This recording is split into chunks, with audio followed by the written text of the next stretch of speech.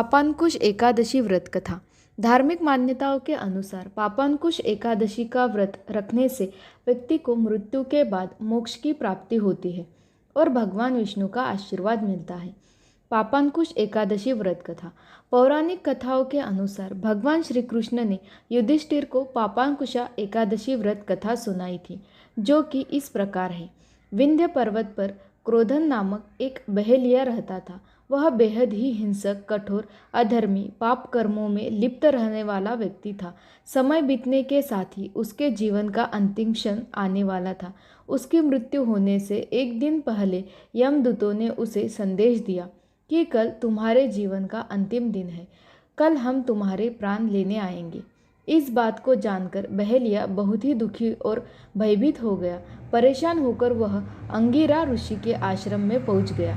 वह अंगिरा ऋषि को दंडवत प्रणाम किया और अपने साथ हुई पूरी घटना उन्हें बताई।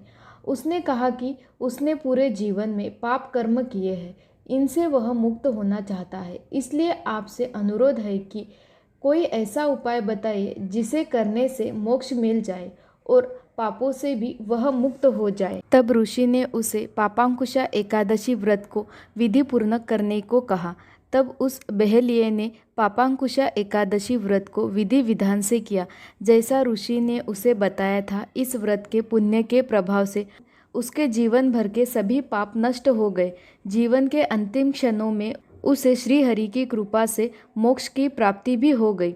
भगवान श्री कृष्ण ने युधिष्ठिर से कहा कि जो भी व्यक्ति पापांकुशा एकादशी व्रत करता है उसे सुयोग्य जीवन साथी मिलता है, धन धान्य की कोई कमी नहीं रहती है। वह स्वयं